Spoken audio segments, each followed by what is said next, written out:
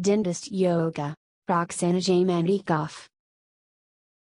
Chapter number 9. Let's practice yoga by leaving our ego aside.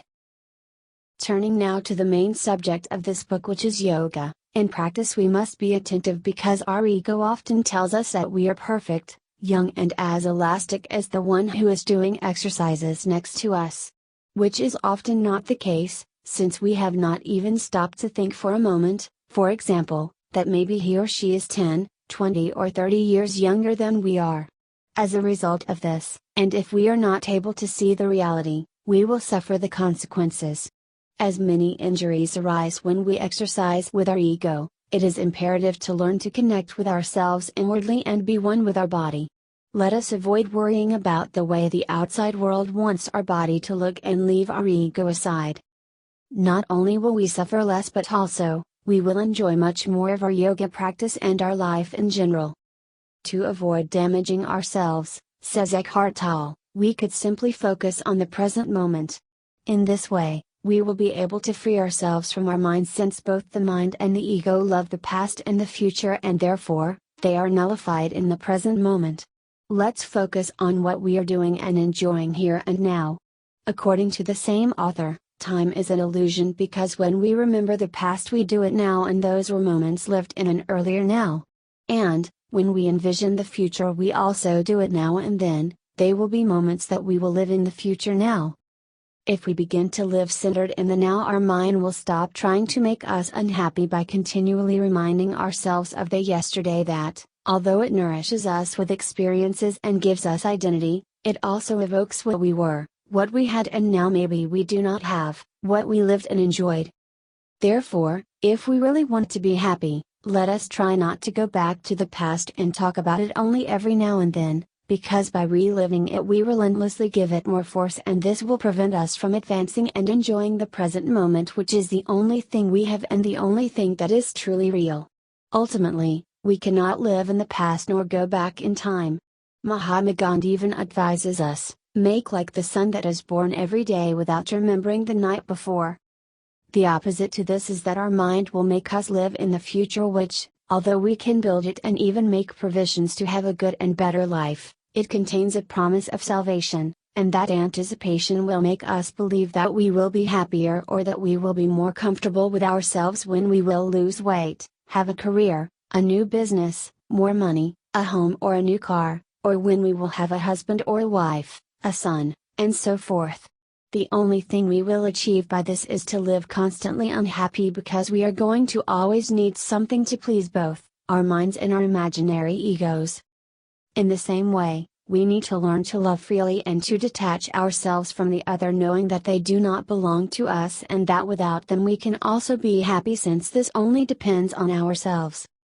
Joseph Murphy states that his freedom is love, and if you take away the freedom of the other it is because you do not love him. Let each one fulfill his dreams and try to support him, let us not be afraid of losing him, her, because love and fear are totally incompatible. Let us live in the place where we feel peace and love, and where we enjoy ourselves now and do not think about what will be. Remember that everything happens and that nothing is forever, the bad moments, nor the good ones.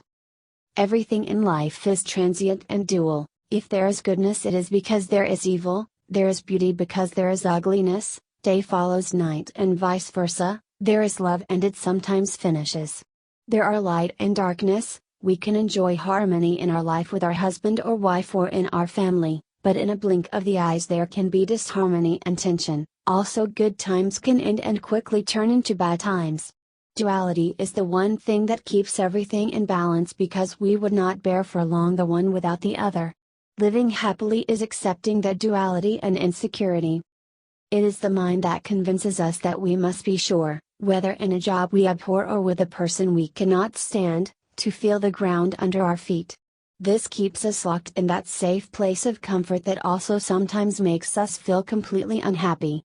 But, unfortunately, to live is to move, to experiment, to err, to risk, to be in a place, at a time, or with someone without thinking for how long will this last. To live is to act and enjoy that insecurity, since we are always in the hands of others, and these others we cannot and should not control. At the beginning, We talked about the two elements that our mind likes, but which cause us a lot of damage. The first is our ego, which we have already talked about, and the second is the bad habit of constantly comparing ourselves with others. Let us avoid doing this since there will always be someone better than us, and ultimately, with the only person that we should compare ourselves is with ourselves.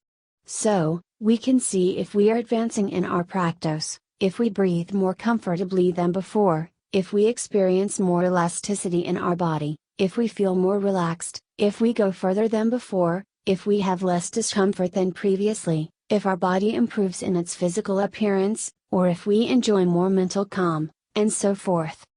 It is not appropriate to compare ourselves with other people who have different genetics from ours, other physical and mental qualities, or have other physical burdens or body pains for having different jobs than ours. Perhaps by practicing yoga, they seek opposite goals to ours. Perhaps some of them seek more tranquility of mind, perhaps they want to improve the elasticity in their bodies, they may want to learn to breathe properly, achieve a better physical condition in general, or simply want to be in contact with people who practice yoga, maybe they are looking for a friend or a partner. There are so many reasons why we may want to start a yoga practice, which only every one of us knows. We do not have to compare ourselves with others because not even two people who do the same sport or who practice the same exercises are alike.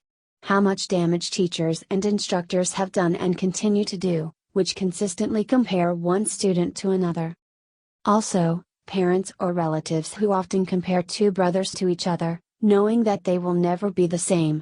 We have already said it several times that we should stop doing this because they may become very different and we might be fostering a harmful rivalry among them. The same rivalry that can be fostered in a class if the instructor who directs it, spends the time comparing students to each other or singles one out in particular. I suggest the comparison with the two brothers on purpose, so we can understand that if they are so different from each other, imagine how illogical it is if we compare ourselves with someone who is practicing yoga with us. It's even absurd. In general, we should not compare ourselves with anyone, not even in our family, not at work, not in our lives, or in what we no longer have. We would all be much happier if we could learn to compare us only with ourselves, with what we were and what we are now, what we had and what we have now. This not only refers to material things but also to friends, couples, children, work. And if we find ourselves at some point thinking that those around us look at us, let us remember the words of John Maxwell, "At the age of 18 I was worried about what people said about me. At the age of 40, I stopped worrying about what people said about me, and when I was 60 I realized that nobody ever thought of me." There are many factors that can influence our practice of yoga or any other discipline, like, for example, if we experience different injuries in muscles, joints or ligaments, if we have numbness, contracture or discomfort due to a disease that we suffered in the past, if we are recovering after a long medical treatment. We may find ourselves feeling bad emotionally, or simply we may be just going through a difficult time. We have to pay attention to the endless differences we may have with those around us. All this is not seen when we look at them or when they see us in a yoga class or whatever, right? I hope to have awakened in you the caretaker of body and soul, which of course what we ourselves are when we practice yoga by being aware of what we are doing at that moment. Just as no one else is responsible for our body, we are also responsible for feeling wonderful, being content with what we are and with what we have. We are also responsible for being happy because we are the only ones who know what we need to be happy. For the same reason, we have to learn to ask for what we want or need, whether in a yoga class or in any other area of our lives, because it is something that no one can know if we do not communicate it. Paulette Dale clearly says, "In life, you do not have what you deserve, you have what you ask for." If we really want something, we could learn to visualize our desire already realized. This is as yet confirmed by the quantum physics theory of the aforementioned law of attraction, which states that we create our own reality and that we are simply what we think we are. Therefore, it is our thoughts that have the ability to create situations, whether they are pleasant or not, good or bad, according to what our minds envisage. Chapter number 10. Dentist Yoga. In the yoga classes that I have designed, I say, designed, and not, created, because, as Lavoisier's law says, nothing is lost, nothing is created, everything is transformed and, therefore, I have not created anything, since yoga existed thousands of years ago. What I have done is to borrow what can be beneficial to us, both from my own practice, from the various types of yoga I have experienced over the years and from my different masters. In both, the written and recorded practical classes, I try not to give too many indications, because we would just be confused and very busy with purely technical details that would prevent us from enjoying the different exercises we do. Everyone who is studying yoga teacher training courses knows how to plan the classes and design them with simple drawings, as my husband often calls them Egyptian hieroglyphics, which are what I do to prepare my classes, as we have already seen in previous pages and as we will see later in the 2 practical classes at the end of this book. We will also find them when I want you to understand what position I mean in a certain paragraph, as I also want you to recognize them, to know how to interpret them and to get used to them. We can also notice how I call each posture or asana by its name in Sanskrit, which is one of the main classical languages of India used in many texts related to yoga such as the Bhagavad Gita, the Yoga Sutras of Patanjali and so forth. It is thus also a way of honoring the teachers who have transmitted yoga for many generations and, calling the postures by their name in Sanskrit also evokes their degree of complexity. We will often find different names for a certain position, and this is due to the different schools or yoga teachers. My advice, therefore, is that we avoid complicating ourselves too much by trying to understand it. We can also see the use of different languages in other areas, in other artistic expressions or in other sports. As, for example, French is the language of ballet with words like pas de deux, allongé, de côté, and so forth. English is the language of tennis with words like tiebreak, set, smash, etc. Thus, Sanskrit is the language of yoga, and with time we slowly begin to get accustomed to the names of the different asanas or postures.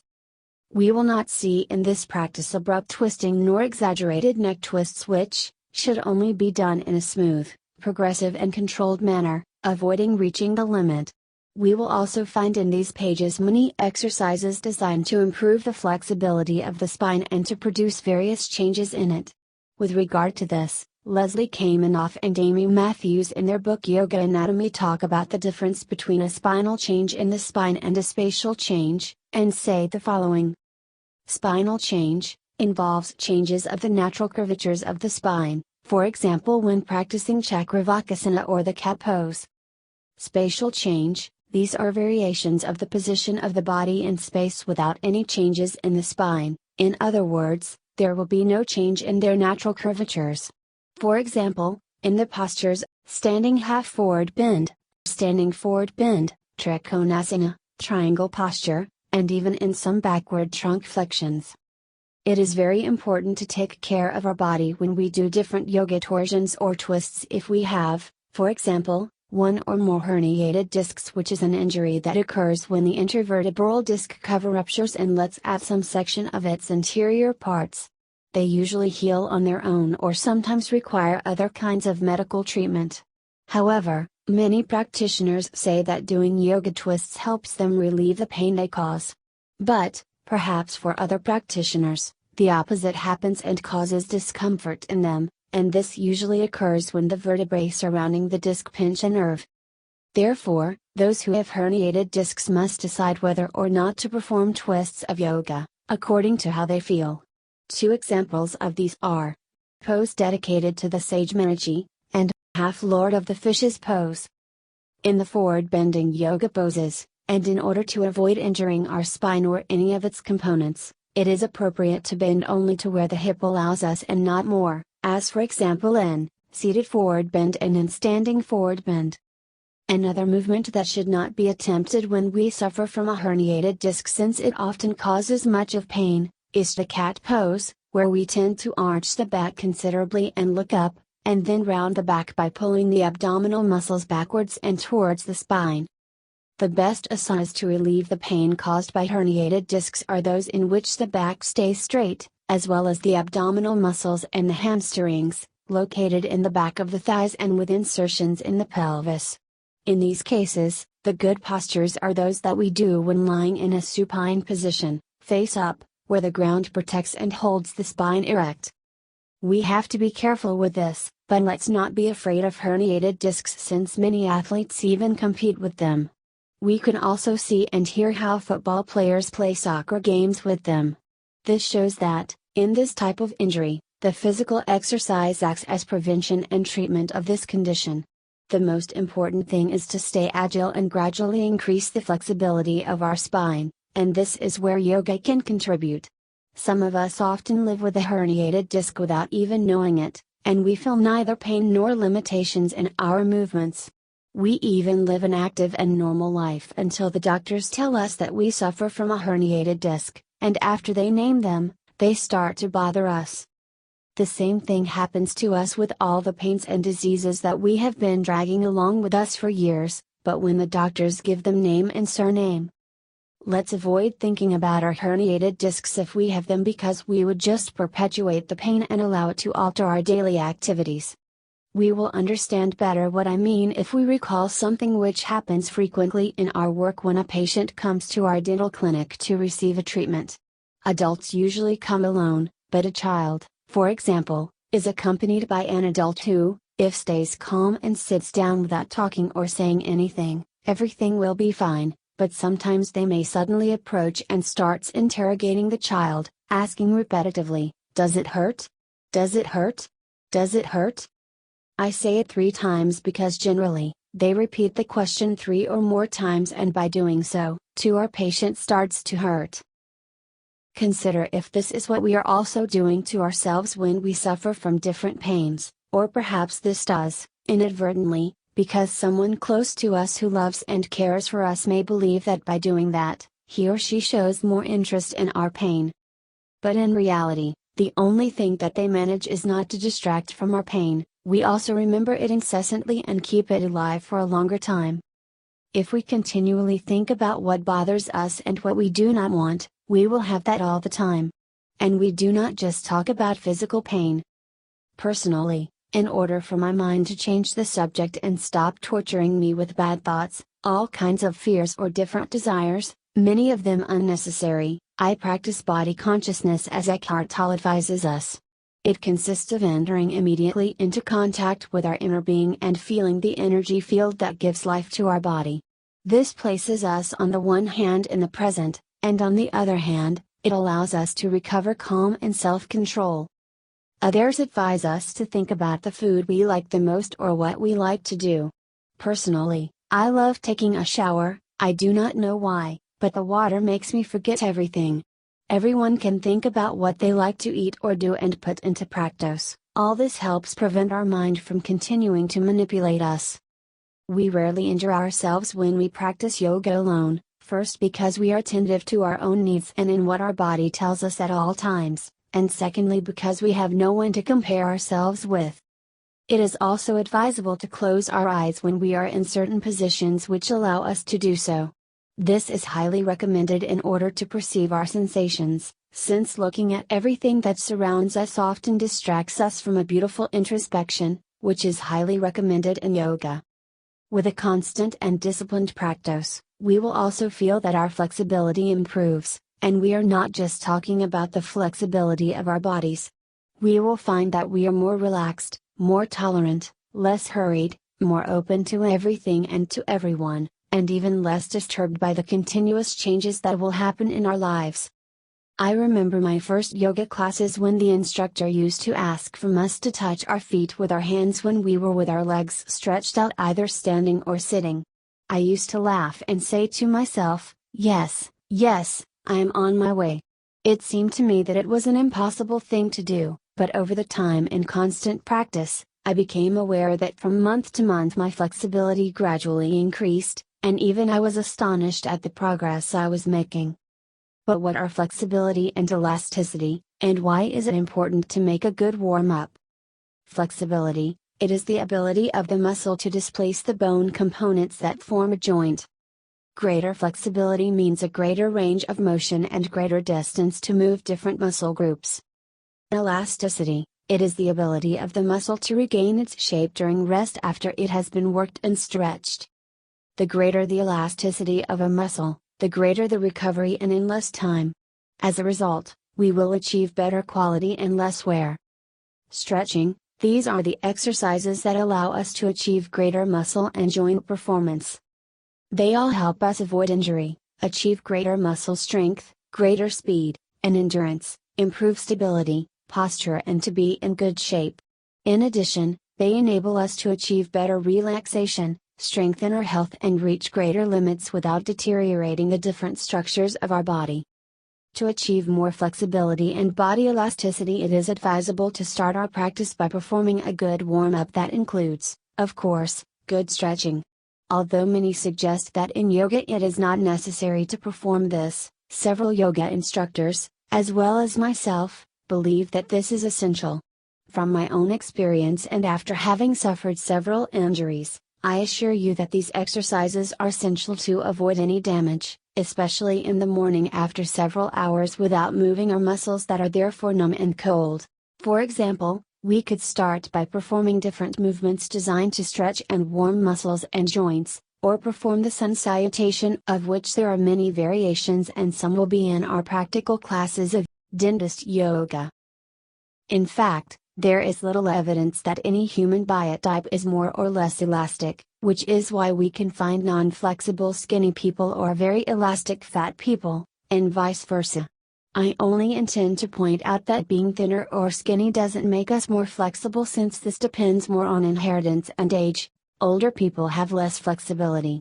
This is due to chemical and structural changes in muscles and ligaments such as water loss, tissue atrophy, and so forth.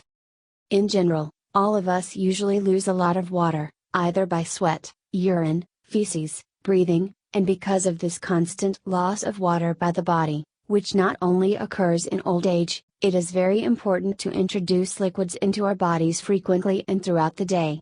In order to have a more flexible body, we must drink properly, because as my yoga teacher used to say, and that we should take it very seriously, a damp branch can bend, but a dry one is going to break. How much water do we need to drink?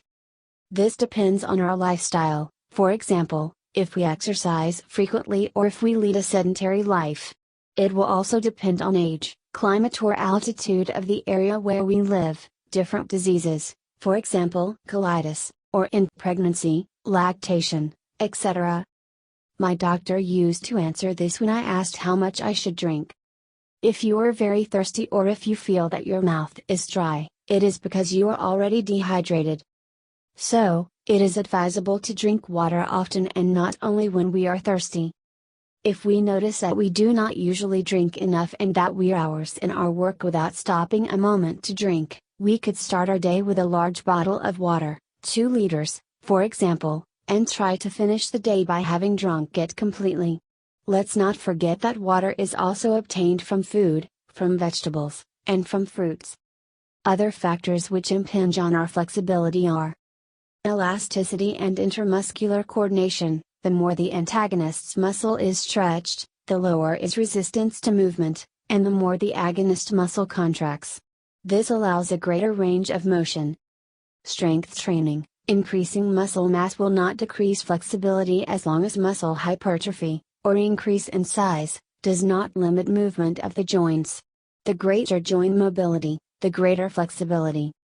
Women are usually more flexible than men, what is essential for childbirth, for example. Therefore, men, stop competing with them.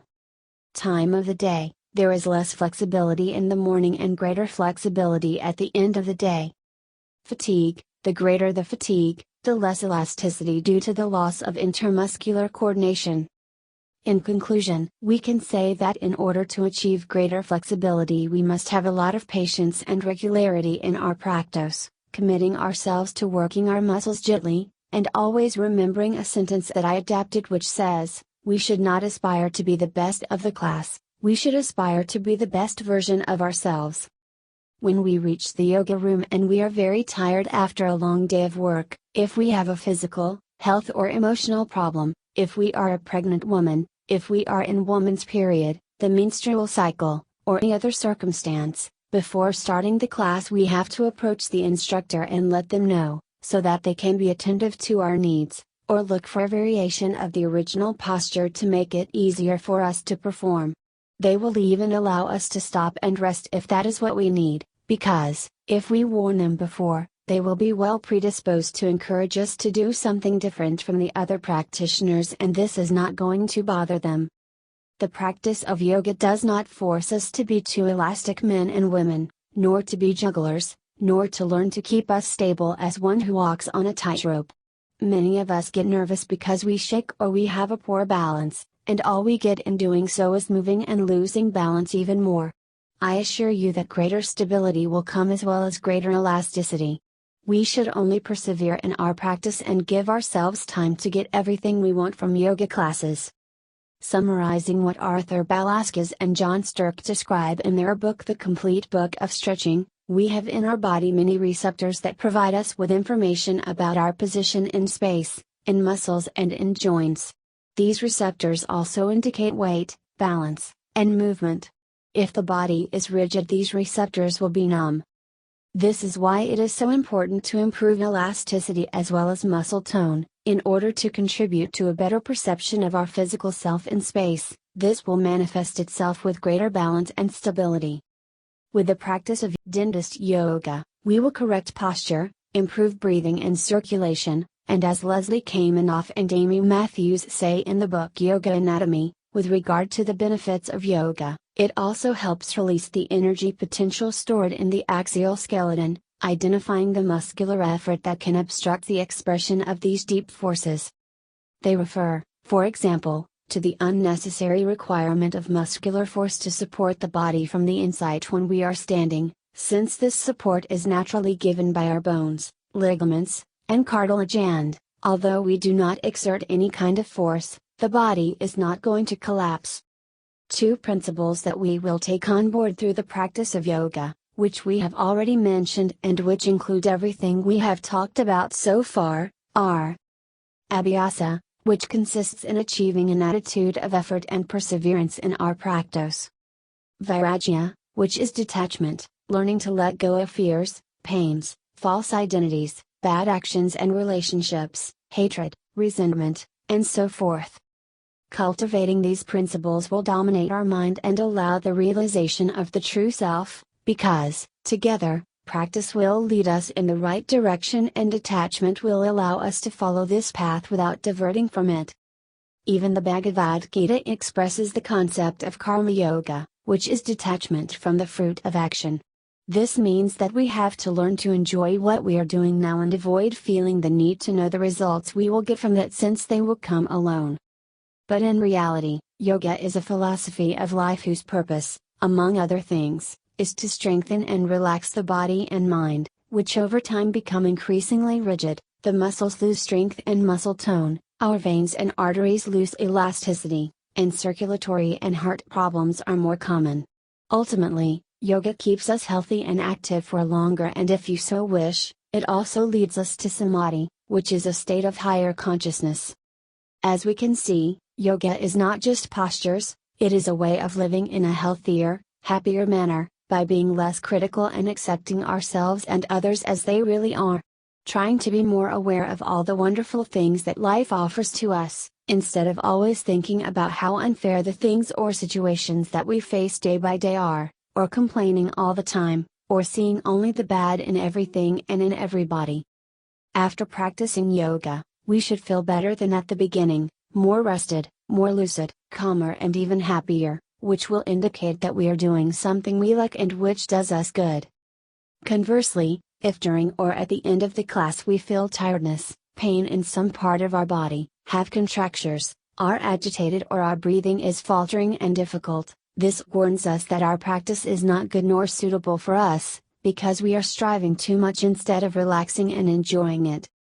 In yoga, as in our life in general, we should do only what makes us feel good. Let us also pay attention to what we do, how we do it, and try to do our best, because if we demand too much from ourselves and we return from the yoga class tired, aching, or with different muscle strains, we will not have obtained any benefit from it. Two recurring questions for those who want to start practicing yoga are, whether yoga is related to religion and whether we should be vegetarians to practice it.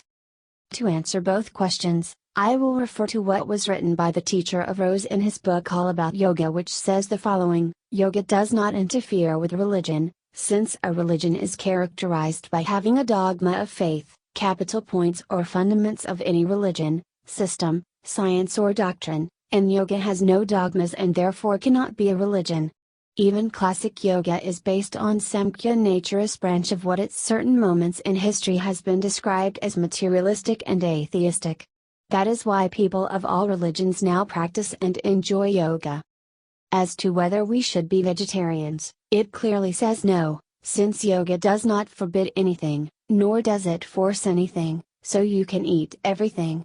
But, he goes on to say that in order to take advantage of everything yoga has to offer, a more biological and vegetarian diet is recommended.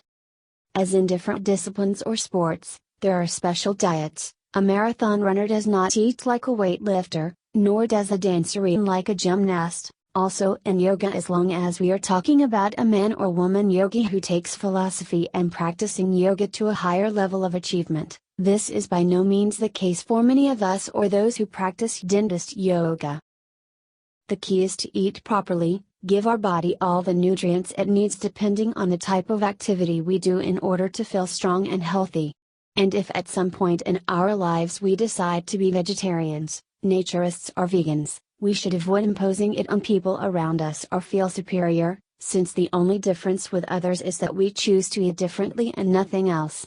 In these cases, we must be very attentive, because some types of anemia or other important deficiencies can often occur due to lack of absorption in the intestines of essential nutrients such as proteins, omega-3 fatty acids, calcium, zinc or vitamins D and B12 among others. Something that should also be taken into account is whether we are suffering from an illness or if we are under medical treatment. And please, we must be aware that if we effect a major nutritional change, we have to consult with the appropriate specialists or nutritionists to avoid causing important nutritional deficiencies that endanger our lives. Chapter number 11. How to start a healthy yoga practice. Over the years I have understood that we attract what we are, that is, that the people we choose as friends or partners are very similar to us. I also learned to take from people what each can give me because after all, everyone gives what they have inside. I also accept what they cannot give me, and I may find it in another person. In the same way, I try to take from everything only what I need and discard what I feel will not give me any benefit, and I have found that yoga has been by no means an exception. I acquire from it the postures, the exercises and everything that will really help my needs, and I leave aside everything that I consider will not contribute much or anything at all. With this, I want to encourage you to do the same so that you choose and take from my classes what you need or enjoy and to leave aside everything that may be complicated, difficult or boring to practice. But let us never forget that as Dylan Thomas says, someone is boring me and I think it's me. Let us also bear in mind that boredom is ultimately our own inability to make sense of what we do. Hermogenes quotes in his book Self-Perfection with Hatha Yoga, 9 points to consider when beginning the practice of yoga that I will summarize them so they are shorter and thus more effective. Make the time for your practice. Overcome laziness, start at a predetermined time. Do not be a slave to your appetite. Persist to perfect each asana posture. Choose the right exercises if you are weak or ill. Being fat is a reason to start right now. We will work with greater productivity if we practice yoga. Advanced age is no impediment. Overcome all real or imaginary obstacles. Indications for starting a healthy yoga practice. It is recommended to do yoga in the morning or at dawn, and if this is not possible, we can practice it at the time of day which is more comfortable for us. We have to keep in mind that the body is more flexible in the afternoon. We need to prepare our yoga equipment. One or more yoga mats because many times the knees can hurt when they are touching the floor, and, in people who are too thin or with low muscle mass, the back often hurts because the spinal processes of the vertebrae are very prominent. They are the ridges that can be felt through the skin along the back of the spine. a blanket to cover us when we relax and it is cold, a small pillow to place under the head, and one or more bolsters, that are long and narrow pillows, to place under the knees when lying down, face up, if we experience pain in the lower back, or in the insteps when we are sitting on our heels if these are not so flexible. Ankle weights, or we can prepare some rectangular fabric bags and fill them with sand to support on the shoulders to keep them down when we feel we lift them. Mainly, this happens to us when we perform movements and exercises with head and arms. Dumbbells, we will start with a comfortable weight and then gradually increase. Women can start with a kilo weight, and since in dentist yoga the number of repetitions is not too high, only 10, we can challenge our muscles a little more by carefully using a dumbbell of greater weight. We can also add to our yoga equipment everything we consider essential and necessary, just for the sake of our own comfort. If we are at home, we look for a quiet and ventilated place to practice. It is recommended not to use the air conditioning in summer, but if we live in a very hot area, the ideal is to graduate it between 22 and 25 degrees Celsius. At the same temperature, we will regulate the heating in winter, or in very cold areas. Therefore, it is advisable to warm the place before we begin to train so that our practice is as pleasant and relaxing as possible. In addition, it is best to warm our muscles slowly and progressively with the exercises and, therefore, from the inside, as this will avoid significant muscular strains. I recommend not to drink cold water continuously because we will be cooling the body and this will take away relaxation and elasticity. One of the basic requirements for a good and effective practice of yoga, as in all types of sports, is an adequate oxygenation of our muscles and organs, and this is the reason why in yoga we recommend to breathe properly, and this is mainly through the nose. So if we have a cold we always need tissue paper by hand, and if we have a blocked nasal passage we can relieve it using a saline nasal irrigation, a therapy that uses a solution of salt and water. Let's also avoid practicing yoga while we are talking to someone, either in person or over the phone. During yoga practice, especially when doing a dhyana bandha, twist or other postures such as forward and backward bending poses, or in different exercises such as planks, ABS, among others, they all cause pressure on the abdominal organs that can push food upward, resulting in a feeling of great discomfort. In order to avoid this, if we drink we should wait an hour to begin the practice of yoga, and if we eat, we must wait 3 hours. At the end of the yoga class, it is advisable to stay for a few minutes in Savasana, the corpse pose, which simply means lying down and avoiding any movement. In this way, we can calm our nervous system, because reducing the nerve impulses of our whole body allows it to rest. Often when we lie down face up the lower back can hurt a lot, and in order to resolve this we flex our legs, place our feet near the hips, inhale, and, as we exhale, we contract the abdomen and press our back against the mat. We can also hug our knees for a moment, and then re-stretch our legs on the floor. Savasana is perhaps the most important posture of all. It can be done between asanas or for 5 minutes at the end of a yoga session. If we are very nervous and it is too difficult for us to remain still and relaxed for a while, trying not to move a single muscle, we can focus our attention on breathing and mentally count between 12 or more complete breaths. Among the benefits of Savasana we find that it allows us to reduce different ailments caused by stress and fatigue, allowing all our muscles to rest and relax. It lowers blood pressure, improves breathing and circulation, and therefore, it is very good for our heart. As mentioned above, you can also do Savasana between postures, from 15 to 20 seconds, or we can count from 6 to 10 slow breaths. In these cases, it helps to relax, to process and to receive the benefits of the posture that we have previously accomplished. It also improves circulation and breathing, because in different asanas the free passage of blood and, consequently, oxygen to different parts of the body, is hindered. As our body and our mind are closely connected, in order to relax our body we must quieten our mind, and to calm our mind, we must relax our whole body. Physical inertia favors mental passivity, Joseph Murphy. It is said that our mind is the most insane thing we have. Thus, in order to enjoy our practice, it is important to learn to ignore it for a while and to prevent hurting thoughts from dominating us.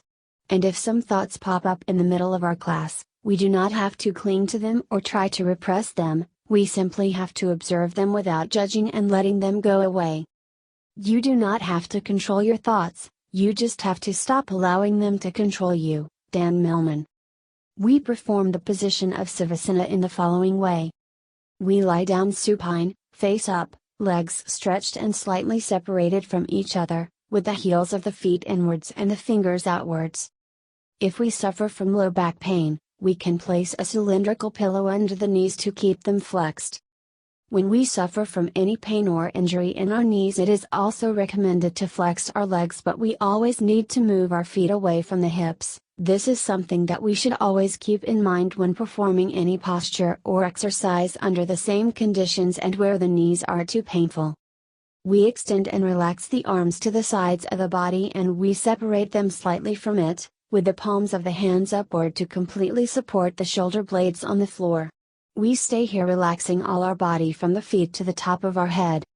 It is not appropriate to sleep when performing Savasana, as the ideal is to be aware of what we feel at the same time. While many yoga instructors ask us to perform it with our eyes open so we do not fall asleep, I personally enjoy much more if I do it with my eyes closed. Let us not be so rigid with ourselves. We simply need to accept what we cannot change, and if practicing Savasana gives us a slight drowsiness, nothing will happen. Then, when we wake up, we will feel even more lucid to continue and enjoy this magnificent posture. Let's dress in light, non-tight clothing. If we are cold, we have to cover ourselves with a warm blanket and don't forget to put on some good socks. We need to breathe slowly, deeply and through the nose. Only the chest and abdomen have to move as the result of breathing. We relax the neck by turning it gently to both sides until finding a comfortable position to later immobilize it. In case our head goes too far back or our chin goes too high, we have to place a pillow under it, because if this happens the free circulation of the blood in the neck area becomes difficult and then we will feel very dizzy when we leave this position. Let's focus our mind on relaxing the whole body, beginning from the tip of the toes and continuing upwards as we scan ourselves through each part of it until finally reaching the uppermost part of our head. If it is too difficult for us to do this, we must try again and again because failure is only the opportunity to start over in a smarter way. Henry Ford. To leave the position of Savasana, we move the toes and the fingers of the hands. We gently turn the head from one side to the other. We bring our arms close to the body and join our legs. We open the eyes if we have closed them. We bend our legs and bring our feet closer to the hips. We lie down to one side, bringing the knees to the chest, and we stay in this beautiful and relaxing position as long as needed. Finally, we sit cross-legged in Sukhasana or easy pose. If our lower back aches, we can put a folded blanket under the pelvis or we can sit on a low bench, like the ones used by children to reach the bathroom sink when they want to wash their hands. It is customary to say Namaste at the end of the yoga class, even if we are alone. It is a greeting performed with the hands in Pranam Mudra, or Pranam Mudra according to the particular school of yoga, placing our palms open and touching one another at the height of the heart, and slightly lowering the head forward. The word Namaste has different meanings, among them, greeting, gratitude or request. It's good when we thank ourselves for having the willpower to do something that benefits us both mentally and physically. We can even say in its place any other phrase or statement that we wish, such as, for example, today is a perfect day for what I have to do. Finally, we rise slowly and remain in the mountain pose or Tadasana, which is generally practiced with the hands in Pranam Mudra, but I prefer to leave the arms stretched to the side of the body, to relax them. While we are still sitting in the easy pose, and before we rise from the mat or at any other time of the day, we can perform a good meditation, which means an uninterrupted flow of concentration. Let's meditate, in this case, sitting on the floor in a comfortable position, we look ahead and down and breathe normally. Or we can sit in a chair, if it is more pleasant for us, with a straight back, flat feet on the floor and palms on our thighs. The main thing is to learn to focus the mind, to prevent it from wandering. We will achieve this by attending to our breathing or concentrating on a particular object such as a flower, the flame of a candle, a landscape, and so forth. Thus, with continuous practice, we will allow our mind to focus on a single object for a longer time, and therefore we will be able to see more details of it. Pema Chodron, in his excellent book When Things Fall Apart, advises us that if we have different thoughts while meditating, the best we can do is to label them as such by saying "I think" or "I have a thought," and then simply let them go by.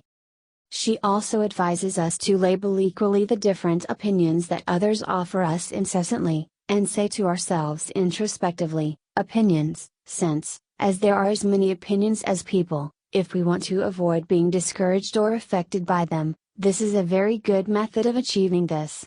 Let's try to put this into practice because it really works."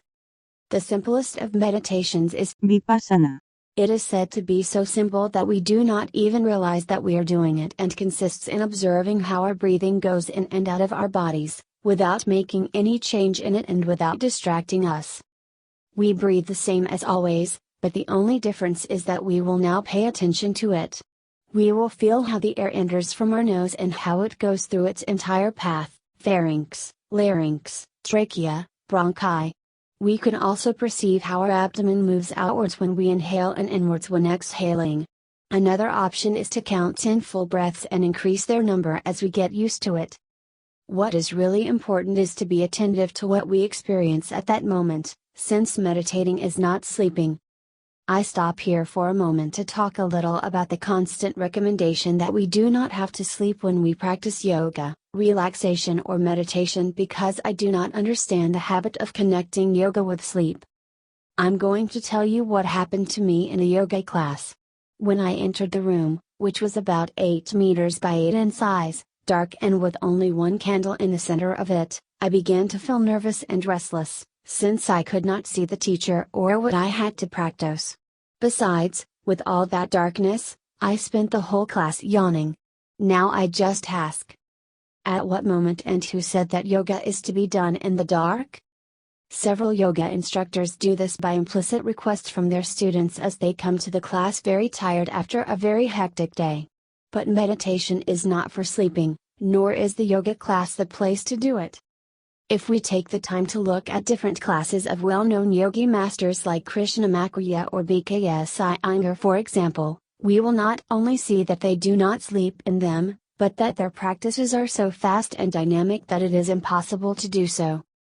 In the same way, the classes that I have designed for us are also agile, since I believe that, on the one hand, to sleep, we have the bed, and on the other hand, that yoga arose to strengthen and maintain our physical, emotional, and mental health. Also, many of the yoga practitioners of ancient times were warriors, to whom yoga devotes the warrior pose or Virabhadrasana 1, 2 and 3. I think we usually connect yoga with sleep because in the sessions we fall asleep easily, since we usually practice them at night when we are tired after coming back from work. But in reality, as already mentioned, all yogis teachers usually practice in the morning or at dawn. The frequent indication of closing the eyes is so that we can focus on the here and now, on ourselves, our practice, on what we feel, so we avoid comparing ourselves with others and, as mentioned above, not to distract us with everything our eyes look at, since we are curious by nature. Also, I think that yoga is not a 5,000 years old discipline that was designed for sleeping, since in those times there was no television, no computers, no mobile phones, not all the noise we have nowadays that could cause insomnia to the human being, except, why not, an impossible love. Among the benefits of meditation, we find the following. Stabilizes blood pressure and the nervous system. Therefore, decreases anxiety, depression, and worry. Balances the hormonal system. It increases our creativity, performance at work and at study because it develops the ability to concentrate. It improves our intuition and gives us general stability and peace of mind. With regard to breathing, as many of us live agitated, inhaling and exhaling poorly or superficially, we suffer from asthma, continuous dizziness, headaches, and migraines, we need to know that several of these problems can be solved simply by improving our breathing, or with some simple yoga breathing exercises called pranayama. A very easy one is to extend the time of our inhalation and of our exhalation by counting mentally, with the help of the second hand of a clock, or with a metronome. This is a device that is used by musicians and produces a sound at regular intervals, thus marking the rhythm in musical compositions. We will use it to practice pranayama exercises by putting it at 60 beats per minute. We can begin by inhaling and counting to 6, exhaling counting also 6, and as soon as we feel this is comfortable for us, we will increase our inhalations and exhalations by counting to 7, 8, 9, and so on. The important thing is to learn to empty our lungs by having deep exhalations, rachaka, to gain more place in them. In this way our inhalations, praka, will be more intense and deep. The contribution of increased circulation and oxygen makes our head very well, and our whole body helps reduce various pains. And since, as good breathing and serene thinking are directly proportional, deeper and slower breathing will help us control our own mind. Strengthening and increasing the elasticity of the muscles involved in breathing is of paramount importance, both the muscles to expand and compress the thoracic cage as well as the abdominal muscles, the respiratory and pelvic diaphragm, the spine and even the neck muscles. Otherwise, their stiffness will limit chest movements and respiratory capacity. Also, do not forget the shoulder muscles that are related to the neck, thorax, and spine, the muscles of the hips, including the pelvic diaphragm which in turn is connected to the abdominal muscles and with the lower back which in turn is linked to the entire spine. Undoubtedly, we can say that to breathe well, it is very important to enjoy a good flexibility throughout our body. Do not forget either that when inhaling the diaphragm lowers and pushes the abdominal organs which manifest with the abdomen extending outwards. Therefore, if we live tightening our belly to appear thinner, our inspirations will be short and insufficient, we will feel dizzy and we may even faint, as happened in ancient times when women wore the famous and tight corsets. I remember when watching the first film Pirates of the Caribbean, the protagonist faints because her corset did not allow her to breathe well and falls on the cliff. For the same reason, we should always exhale in the exercises where we compress the abdomen, either by bringing the knees and thighs closer to the chest or vice versa. Leslie Kaminoff and Amy Matthews in their book Yoga Anatomy say that we must free ourselves from the idea that there is only one right way to breathe.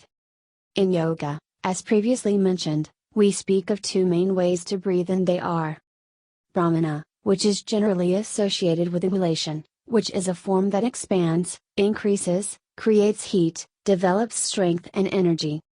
Lingana, which is often associated with exhalation, which is linked with reduction, freshness, relaxation, the discovery of sensitivity and internal focus. Obviously, different breathing techniques in yoga enhance oxygen absorption and elimination of carbon dioxide. They also increase prana or vital energy, which includes the air we inhale, the food we eat and all the energy we receive or take from all the physical and spiritual elements around us. The apana is the opposite of prana and is associated with elimination. As for our circulation and our heart, although the latter usually has the power to send the blood to all the tissues of the body, it often lacks the necessary power for the blood to return to the heart. In order to make this possible, we first need the alternation of positive and negative pressures in the thoracic cavity and abdomen caused by breathing, and secondly, the lower extremities and the feet which, thanks to their muscular contractions, for example, when walking, running or jumping, exert a pumping effect on the legs that push the blood towards the heart. In the bloodstream circulates oxygen, different nutrients, toxic waste products and lymph.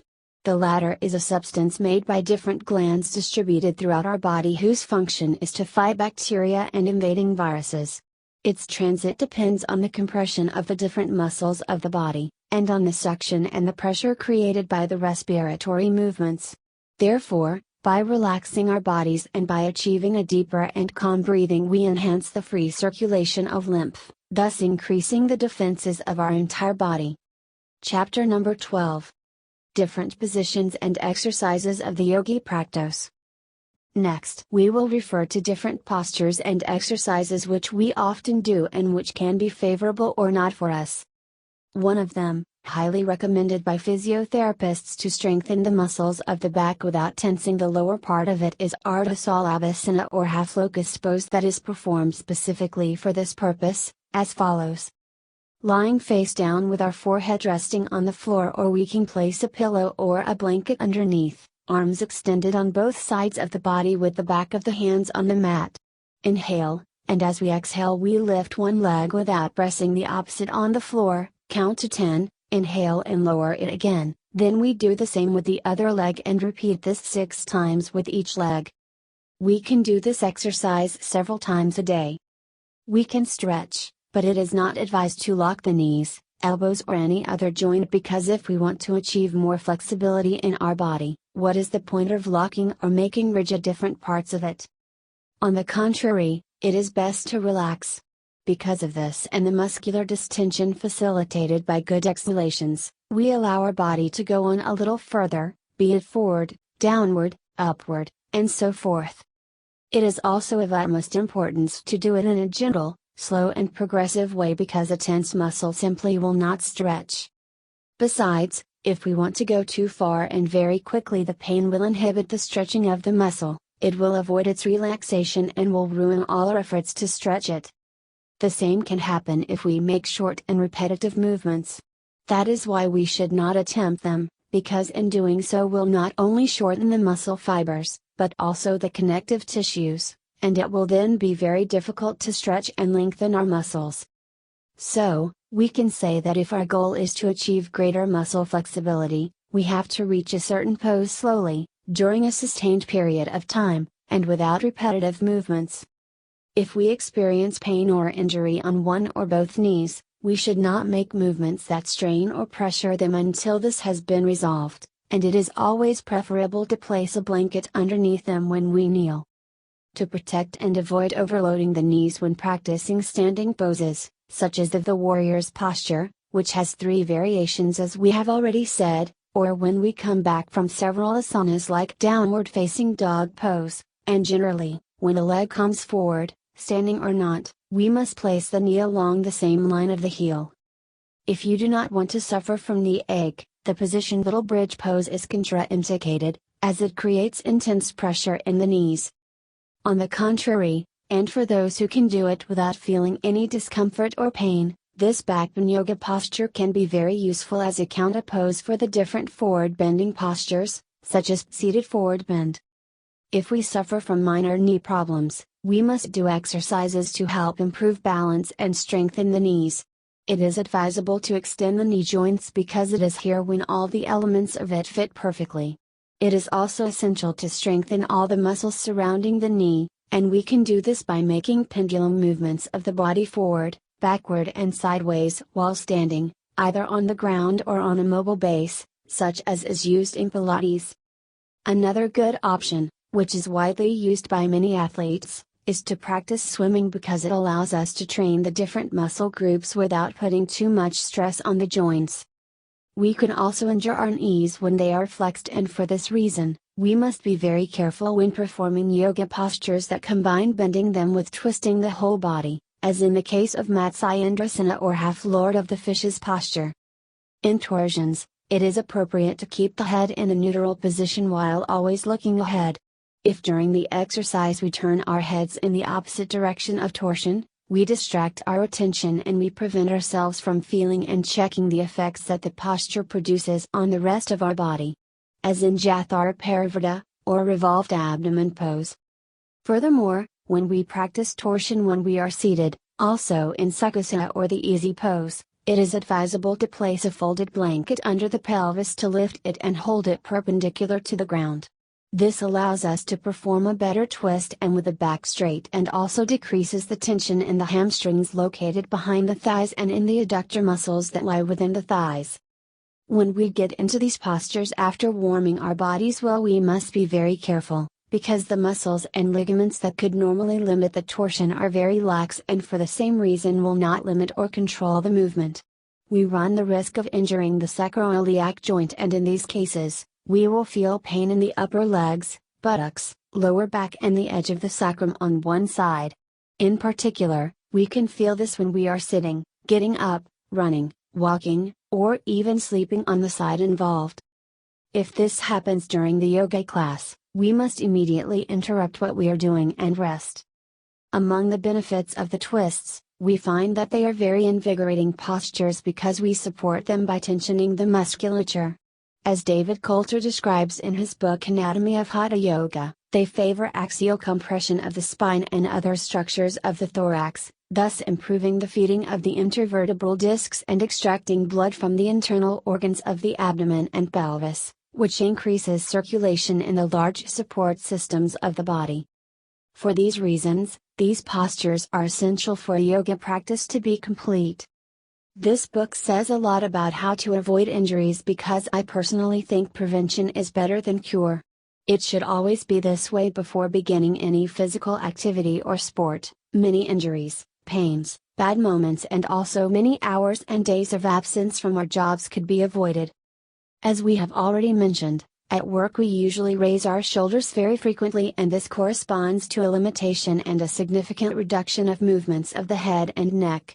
If this is what happens to us and we do not pay attention to the problem located in the spine and then we work on lowering the shoulders and pushing them backward, we are just intensifying the effort in our necks and upper back, and we will also lose our body's balance in other directions.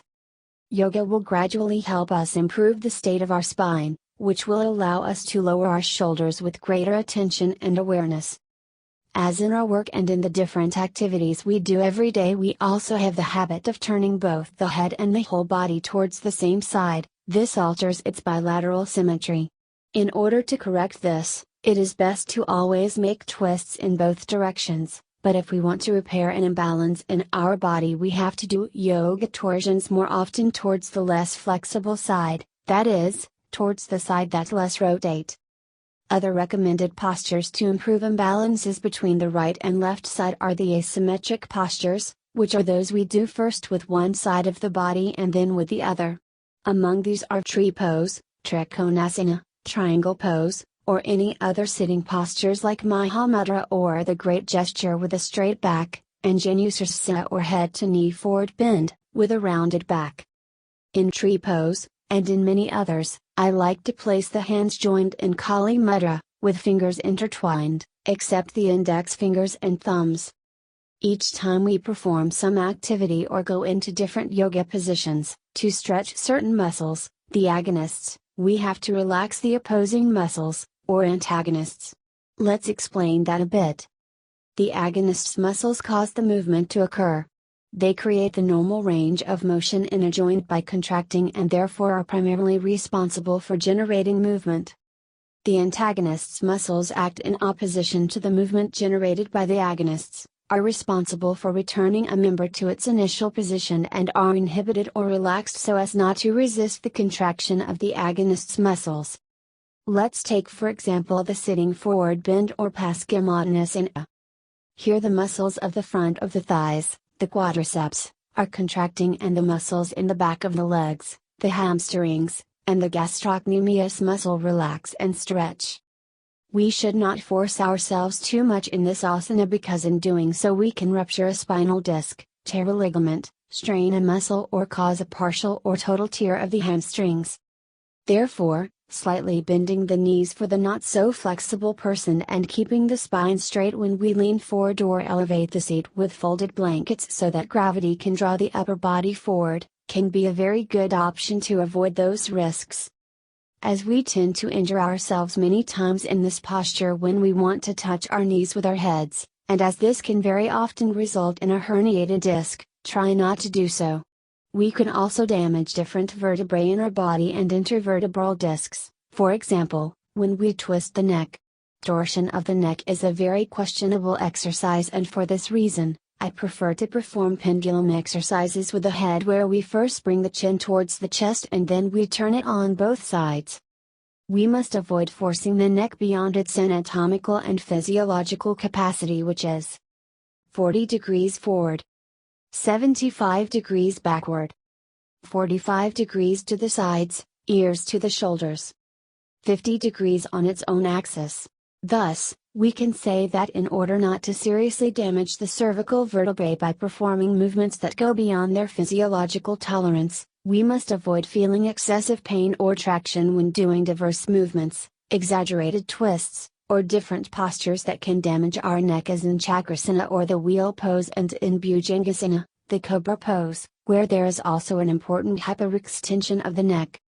If you have a hiatal hernia, the cobra pose, Bhujangasana, with the body resting on the ground, upward facing dog pose, in which the only difference with the first is that we keep our body suspended in the air and we lean only on the hands and the flexed toes, or any other yoga asana that increases the intra-abdominal pressure, can aggravate this pathology. In relation to inverted postures, in this book, we will not find them, as they have been attributed very serious injuries. Many people have reported that when they perform them they feel a significant pressure on the neck. Some describe it as a feeling that the veins of the neck will explode, that it is difficult for them to breathe, or that they feel a terrible headache or neck pain. Annoyances that do not always improve with time and practice. Some people still do inverted postures thinking that if they do not, they are not practicing yoga, and this is another big mistake. We will practice yoga even if we simply relax in silence, breathe slowly and deeply, meditate, or do the most natural and comfortable postures. Therefore, let us take care of our bodies and our general health. It is not good to do inversions after performing aerobic exercises, such as running, walking vigorously, or after making several sun salutation. We have to protect in particular our cervical vertebrae, as in the supported shoulder stand or Sarvangasana. Here we can relieve pressure on the neck and head by placing a folded blanket under the shoulder blades and leaving the head out of it. If we feel instability and our head moves to one side, it is because we have placed too much elevation under the shoulders. The same applies to Halasana or the plow pose. The plow pose may also be limited by the poor flexibility of the neck, hips, and spine, and is performed lying on the back, but here the legs go above the head. However, it is not necessary for the feet to touch the ground behind the head. If the legs remain parallel to the floor, either suspended in the air, supported on the wall, or on the seat of a chair, this should suffice. The inverted postures are mainly supported by the arms and are totally safe if we are well prepared to perform them and if we feel comfortable doing them. In the morning they wake us up, lift our spirits, help us avoid depression, and give us the enthusiasm and strength to start a new day. Among the benefits of shoulder stand poses, we find that they are very useful for the thyroid, parathyroid, larynx, and speech. They also act on the immune function of the thymus and tonsils. We cannot do inverted yoga postures if we suffer from heart problems, eye problems such as glaucoma or retinal detachment, high blood pressure, neck strains and sprains, different types of injuries or diseases in the shoulders, breathing difficulties, dizziness, or any other similar discomfort.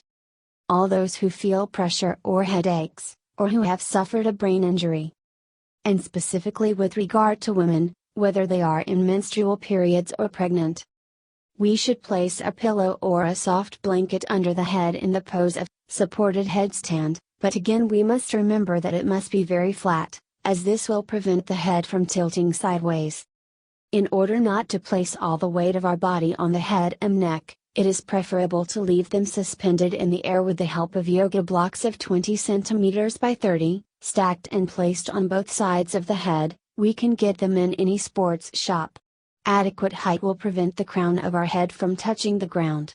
We will need to use about 5 or 6 blocks on each side, 10 to 12 in total.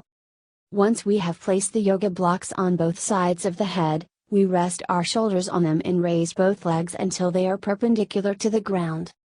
We can leave our legs suspended in the air, or, if we want to prevent our body from staggering, we can support them against the wall.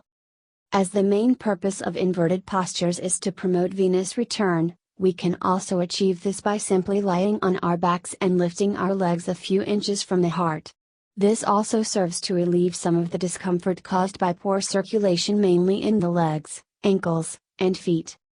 For this reason, the doctors often place us in cases of hypotension and shock in the Trendelenburg position, with the head lower than the feet, And they do this to facilitate through the effect of gravity, the flow of a large volume of blood from the inferior vena cava system to the heart.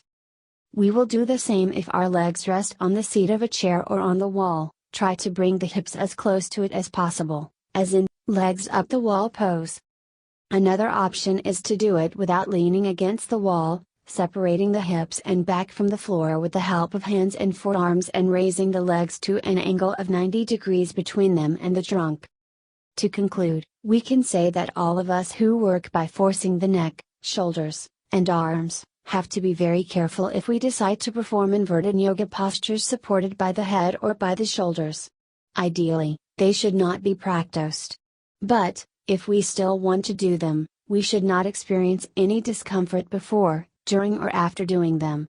That means we should not feel pain in the head, neck or shoulders, because if this happens, the reason is probably one of the following. In the supported headstand or sirsasana, the cervical vertebrae are compressed axially. If pain appears after performing this posture, or the next day, is because we have practiced them incorrectly and we have placed all the weight of our body on the neck and head, when it should fall entirely on our arms. Or, perhaps, because we remained in them for a long time. In the supported shoulder stand or sarvangasana, in Ulasana, plow pose, and in Chakrasana, the wheel pose, there is an important hyperextension of the neck beyond its physiological limits. Chapter number 13. The importance of doing counter pose, breathing correctly, relaxing the body and sleeping well. Making counter poses is indispensable for, among other things, stretching muscles that have been contracted, aligning the body again, eliminating any harmful effects that a certain posture could produce. Let's look at some examples. If we bend forward, the counter pose will be, bend backward, and vice versa. If we perform sirsasana, supported headstand, its counter pose will be sarvangasana or supported shoulder stand. In the different twisting poses, as in the case of Jathara Parivrtta or revolved abdomen pose, it is advisable to perform balasana or the child's pose. Pregnant women should not perform any posture that requires too much effort or that exerts any pressure on the fetus, and should preferably do prenatal yoga containing classes that are specifically designed to train and prepare women for birth.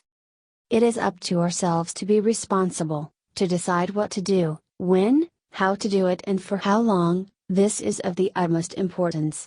We should never allow our ego to force us into practicing positions that lead us to an injury, neither because the others in the yoga class look at us, nor because we do not want to be less than the person who practices close to us, or simply because the others also execute that asana. We just have to be able to hold a posture for some time with firmness and stability and remain comfortable in it. It is not advisable either to sit for a long time in positions where the legs are tightly tightened, as the normal blood flow decreases and with it, the feeding of oxygen, especially to the sciatic nerve. An example of this is when we practice the diamond pose or Vajrasana, in which the legs are flexed backward and the buttocks lean on the heels. The nerves mainly run along the flexor muscles in the joints, and by flexing them the tension is released and therefore the pain they can cause decreases. But in the case of the sciatic nerve, this is an exception. Here the discomfort usually begins in the buttock or in the lower back, radiates behind the thigh, and when we flex the hips it causes us greater tension and pain. This is aggravated by standing or when we sit, and is relieved mainly when walking or at bedtime. Due to the high frequency in which this condition occurs in people who work sitting or standing for many hours, it is advisable to place a low bench on the floor and to rest alternately each leg on it if you wish to avoid pain altogether. This is something that can benefit us greatly if we work hours in front of the computer, because we can switch between working sitting and standing using an adjustable height desk, or we can support the computer in a simple cardboard box or in a stand specifically designed for this purpose. And returning to sciatica nerve pain, if we suffer from it, we will also feel discomfort in the lower back as we practice backbend postures where the intervertebral discs are significantly compressed. For example, in the cobra pose and in upward facing dog pose. Therefore, and if they cause us a lot of pain in our lower back when we practice a sun salutation, we should avoid them and instead stay with our back flat doing the plank pose. Then we move on to downward facing dog. The sciatic nerve is formed from the lumbar roots L4 and L5 and sacral S1 and S2, exits through the major sciatic foramen and passes beneath the piriformis muscle of the hip. This is where yoga can help to relieve lumbar discomforts and even leg pains that are very characteristic in these disorders. The reason is that this muscle, piriformis, flattened and triangular, with its base on the lateral surface of the sacrum, and the vertex at the upper edge on the greater trochanter of the femur, when it is pulled, it relaxes and stretches the sciatic nerve which is below it. An exercise which is included in the class for this purpose is done while starting with a supine position, lying face up. We bend our knees, we bring the heels closer to the hips, we place one leg over the other and we bring them towards the chest. We stay in this position for a while. Then we practice the same routine by reversing the crossing of the legs. Among other postures that relieve sciatic nerve pain we find standing forward bend, seated forward bend. Finally, we can say that in the case of sciatic affections, the best we can do are stretching exercises, massages and a good consultation with our family doctor. A highly recommended posture when suffering from chronic stress in the back is the child pose, as it stretches the entire spine without causing any risk. It is also appropriate to do it between postures, and we will perform it by starting seated on the heels, from Vajrasana, thunderbolt pose, then we lower the trunk forward towards the thighs, folding our whole body.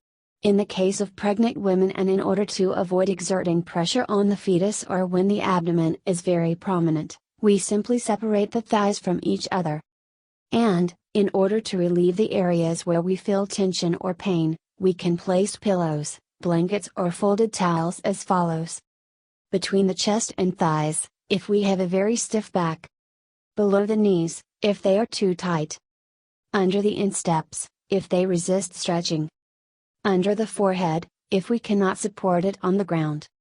When we practice the child pose, our hips need to be supported on the heels, otherwise, if we want to take the hip a little backward, we can place one or both fists under our forehead. Once we reach a desired level of comfort, we relax and enjoy this fantastic posture. Other essential exercises for us are weight training for the arms.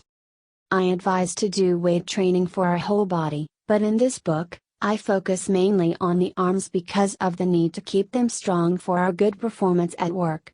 The exercises are simple, we do them by adding weight gradually and taking care not to exceed the number of repetitions we do, because we must not forget that we have to return to our job without weakening them too much.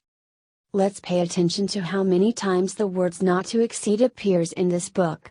This is simply because, as expressed by BKSI Iyengar, founder of Yoga Iyengar, all exaggerations are bad, even when we talk about sports. Exercises for the eyes. As when we work we usually fix our eyesight for a long time, just like everyone who uses computers at work, the computer eye strain has become a very frequent complaint. Blinking the eyes to prevent dryness and irritation is very important, and also do exercises to counteract the time we are fixing them. We can perform them in the morning when we get up and before getting out of bed, when we go to bed at night, or at any other time of day. The movements are as follows. 10 times looking up and then down. 10 times looking to the right and then to the left. 10 times looking diagonally, right up, left down. 10 times looking diagonally left up, right down. 10 circular eye movements to one side and 10 to the other. 10 eye movements as if we draw the number 8 in the air, 10 vertical 8s and 10 horizontal 8s. Then we close our eyes softly and rest for a few minutes. At first, as expected and due to lack of exercise, we may feel discomfort in our eye muscles, but with successive practices will disappear. Resistance exercises to strengthen the neck. We are all perfectly aware of the need to have a strong and healthy neck, and we can achieve this by performing resistance exercises, where the main thing here, as its name implies, is to create resistance to movement. This type of training that we can perform in different parts of our body is extremely effective because it protects and strengthens, and when combined with exercises to increase flexibility, allow a significant improvement in all areas worked. We do these exercises as follows. Sitting or standing, we place the palm of one hand resting on the forehead, inhale, and as we exhale try to lower the head forward against the resistance of the hand. We do it 6 times.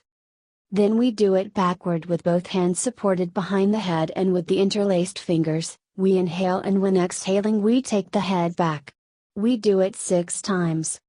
Lastly, for both sides, we rest the palm of the right hand on the side of the head slightly above the ear, inhale, and on exhaling, we move our head laterally to the right, trying to closer it to the shoulder and against the resistance of our own hand. We do it 6 times. We do the same to the left. We rest the palm of the left hand on the side of the head slightly above the ear, inhale, and on exhaling, we move our head laterally to the left, trying to bring it closer to the shoulder and against the resistance of our own hand. We do it 6 times. Finally, as we inhale we bring our head to the center, we close our eyes softly and make 3 complete breaths. Another option is to practice it while lying on our beds or on our yoga mats, and always with a comfortable pillow. We proceed as follows. We start in the supine position or face up, with legs bent, or stretched if it is more comfortable. Inhale, and as we exhale, we push the head back or towards the pillow. Inhale and relax, exhale and push, inhale and relax. We repeat it 6 times in all. We turn to the right side. Personally, I like to put a hand between the head and the pillow. Inhale, and when exhaling, we push the head against the pillow. Inhale and relax, exhale and push, inhale and relax. We do it 6 times. Then we lay on the stomach, prone position or face down, took the pillow to one side and placed both hands on the forehead, one on top of the other. Inhale, and as we exhale, we push our forehead towards the hands. Inhale and relax, exhale and push, inhale and relax. 6 times in total. And finally we turn to the left side. Inhale, and as we exhale, we push our heads against the pillow. Inhale and relax, exhale and push, inhale and relax. We do it 6 times and then, we rested. In all the training we do, it is necessary to learn to respect the cycle of work and rest to avoid the excessive use of our muscles. This means that after any exercise we must rest to allow the area of the body work to recover, to replenish our energies, and so that we can feel the effects that the exercises have produced in us. For the same reason, it is also essential to sleep well. Many athletes have found in good sleep the solution to their performance problems, and this is because during sleep, the secretion of growth hormone occurs, the hormone that is essential for the creation of new tissues. This says it all. Another reason why sleeping well is essential is that at night we also connect with our subconscious mind, and thanks to this appear many of the solutions to our problems. It is also when we have the best ideas, and from there arises the famous phrase, "I will consult with my pillow." The reason is very simple: while we sleep we are more relaxed and less stunned or distracted, also breathe more deeply, and this is how we improve the oxygenation of our brain and our mind. For the same reason, headaches and migraines also decrease. All this allows us to have brighter ideas and even be more creative.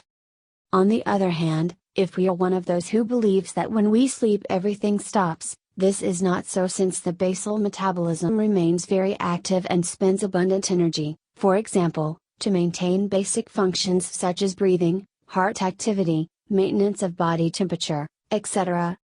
So, let's try to sleep very well. We'll even have fewer wrinkles. And as for the pain, as we have already mentioned, we will only add that it would be interesting to awaken in us the capacity to recognize that when pain, a contraction or tension appears, our body simply warns us that something is not right. In these cases, we must immediately stop our exercise and rest if sitting or lying down. And if we are participating in that moment in one yoga class or another, whatever it is, and the instructor who directs it looks at us, we simply have to say, "It hurts." That should be more than enough. Very often we experience pain in different parts of our body. A very common example is when we suffer from a contracture of the neck and, to relax it, we do not stop moving and turning our heads from side to side, but I must confess that all we get in this way is to accentuate the pain even more. In this case, it is better to rest the head for a moment while supporting it. If we are at home or if we have some place to do it at work, we can lie down for a moment, or we can rest the head in our hands on a table. As we can see, instead of simply wanting to teach what we have to do, or prepare a multitude of different yoga sessions so that we do not get bored, something that perhaps would be useless since in yoga for thousands of years we practice the same postures and exercises, my greatest desire is for us to learn what we should not do. This is what really matters, because sometimes we go through life doing innumerable things that only produce us more and more pain, both physically and emotionally, when in fact, it would be appropriate to stop doing everything that causes us pain. Very often, in the middle of the explanation of the different exercises, I make comments destined to enrich our spiritual life, because we have to remember that we are body and soul at the same time. This is something very valuable and something we have to remember at all times. Let's continue now with lumbar and abdominal strengthening exercises. Both are closely related, as a greater firmness in the abdominal muscles will correspond with a greater strength in our back, mainly throughout the lumbar area, the lower back. The abdominal muscles should provide support for our entire back and spine, and to achieve this we will practice planks, and Adhyana Bandha, which is a yoga practice that helps tone the abdominal muscles among other things. I will explain later why I prefer them instead of the classic abdominal exercises, but if we choose to practice the latter, we will do them in such a way that we prevent the pain in our spine and groins, during or after performing them, as follows. We begin to lie supine, face up, we flex the legs and place the feet close to the hips. Remember that if we suffer any discomfort in our knees, we have to move our feet away from the hips. We put both hands intertwined behind the head to offer both to her and to the neck a good point of support, because they are often very tense and it is not appropriate to leave them suspended in the air. Inhale, as we exhale, raise the trunk a bit, we separate the head and shoulders from the ground, inhale and lower again. We exhale and raise a little, inhale and lower again. It is not necessary to lift the entire back from the floor or close the head to the knees. The hardening of the abdominal muscles is more than enough. Although in the drawing below it seems that the head approaches the knees, it is exaggerated a little with the intention of showing and understanding the movement. We can start by doing 10 repetitions and gradually increasing the number. Proper breathing during this exercise is critical. We mentioned earlier that we exhale when we lift the trunk, and now we add that it must be active, since this gives greater intensity to the exercise and creates an important intra-abdominal pressure. Also, during each exhalation, the abdominal organs are pushed to the ground by gravity and the muscular fibers of the diaphragm are stretched to the maximum. This is extremely useful for those who want to strengthen this muscle, which is considered the most important in the respiratory cycle. Then, we lower our back to the ground and allow the inhalation to be automatic and passive. Abdominal exercises should be performed with the back curved and not straight. Even many fitness coaches recommend lowering the chin towards the chest and fix it there. But for those who prefer to look up or towards the ceiling, I advise you to do it carefully so as not to strain the neck. The disadvantage of having the back straight is that the psoas muscles destabilize the lower back and push the hips forward, and if we have a weak back, this can result in significant tension and even intense pain in this area of the body. If we decide to perform the abdominal exercises with the legs elevated and not supported on the floor, either in static or dynamic form, to the tightening of the abdominal muscles will add the involvement of the iliopsoas muscles, that although it is often considered as only a muscle, in fact, there are two. The iliac muscles originate in the internal surface of the iliac crest, iliac spines, and base of the sacrum, and complete insertion in the internal surface of the head of the femur. The psoas muscles originate in the thoracic vertebrae T12 up to the lumbar L5 and the base of the corresponding transverse processes of vertebrae, and together, with the iliac muscles, are inserted into the minor trochanter of the head of the femur. From the origin and insertions of the iliopsoas muscles, we can already understand why we feel pain in the groins or in the spine after doing abdominal exercises with the back straight or with the legs elevated. Therefore, in order to avoid them, we already know how to exercise them. The disadvantage of classic abdominal exercises, mainly for women, is that they increase intra-abdominal pressure, This compresses and pushes the pelvic floor significantly and over time can weaken it until it produces urinary incontinence. Therefore, I think that it is better to strengthen the abdominal muscles by performing Udayana Bandha, the abdominal lock, which is one of the 3 internal yogic locks or bandhas, together with Jalandhara Bandha, the chin or throat lock, and Mula Bandha, the root lock, which is located at the perineum, are doors that help regulate the flow of energy in our body or prana, also called the life force. The bandhas are advanced techniques of yoga that must be executed with great care, and, if you feel too much discomfort when doing them, it is better to avoid them altogether. The abdominal lock is totally contraindicated in the following cases: glaucoma, pregnancy, menstruation, hypertension, respiratory or heart problems, ulcers and hernias. The first, Udayana Bandha, the abdominal lock, is very similar to Marcel Cofres's hypopressive exercises, which probably have been taken from the abdominal lock of the yogic practice that is many years older than them. We can practice this by standing or lying in a supine position, face up, as we do in our practical classes of dentist yoga, or in different postures such as in downward facing dog, and Chakravakasana, cat pose. In the relaxing evening class we will practice Udayana Bandha twice with our legs extended and supported on the floor and 4 times with our legs flexed, but for those who are more comfortable with stretched legs, they can practice all the exercises like that. We can also bend our knees and place a circular yoga pillow, or yoga bolster, underneath them. I will explain now how to do it standing. We separate the legs from each other at the same width of our hips. With hands in pranam mudra, we exhale, we inhale and lift our arms laterally above the head. We exhale and lower our arms in front of the body with palms outwards. We flex our legs and place our hands above the knees, or in our groins, as in the hypopressive exercises. When we forcefully press our hands on our legs, this allows us to raise the abdomen in a more effective way. We inhale, Paraka, arch the back and look up. We exhale deeply, Rechaka, and round the back. We make Jalandhara Bandha or the throat lock, or the chin lock, by bringing the chin in and back. We hold our breath, Kamaka, which means retention of breath, and we direct the lower abdomen inwards and upwards and also contract all the muscles of the pelvic floor. This is something that we generally do instinctively and involuntarily when it is not pressed by the abdominal organs.